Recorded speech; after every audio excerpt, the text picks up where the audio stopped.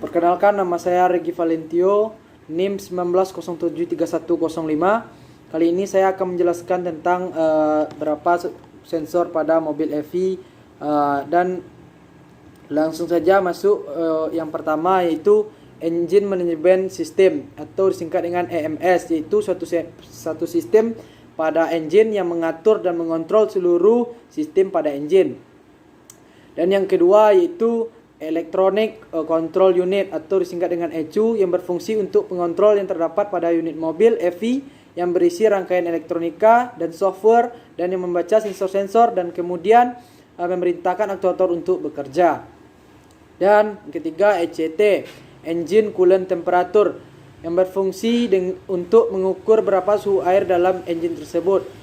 Ketiga itu Intake Air Temperature, yang berfungsi untuk mengukur berapa suhu udara yang masuk ke dalam intake manifold, dan biasanya sensor ini terdapat pada air filter.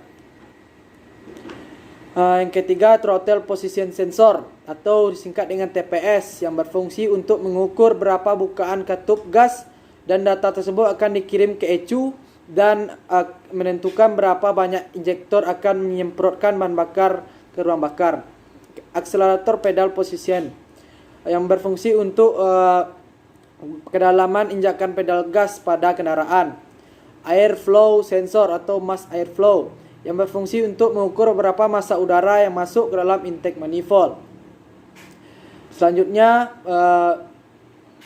Manifold Absolute Pressure atau disingkat dengan MAP, yang berfungsi untuk mengukur berapa tekanan udara yang masuk dalam intake manifold, dan biasanya pada sensor ini terdapat selang vakum yang terhubung ke dalam intake manifold. Selanjutnya CKP atau Crankshaft Position Sensor, yang berfungsi untuk mengetahui apakah piston berada pada TMA atau TMB. Camshaft Position Sensor, yang berfungsi untuk mendeteksi camshaft yang digunakan waktu pengapian atau saat pengabutan bahan bakar. Sensor Knocking, yang berfungsi untuk mengetahui terjadinya knocking pada mesin. Sensor Gas Buang atau Oksigen Sensor, yang berfungsi untuk mengetahui gas buang oksigen yang terletak pada knalpot biasanya. Sensor ini mengukur gas buang. Sensor kecepatan kendaraan, yaitu mengukur kecepatan atau laju pada kendaraan tersebut, diketahui pada speedometer. Dan ada aktuator yang pertama injektor, itu berfungsi untuk pengabutan bahan bakar ke dalam ruang bakar atau ke dalam intake manifold. Dan ada juga ISC, Ideal Speed Control, yang berfungsi untuk mengatur berapa masuknya udara dalam intake manifold saat posisi ideal. Dan terakhir yaitu Coil Pengapian, yang berfungsi untuk mengubah tekanan 12 volt menjadi 20.000 volt pada busi.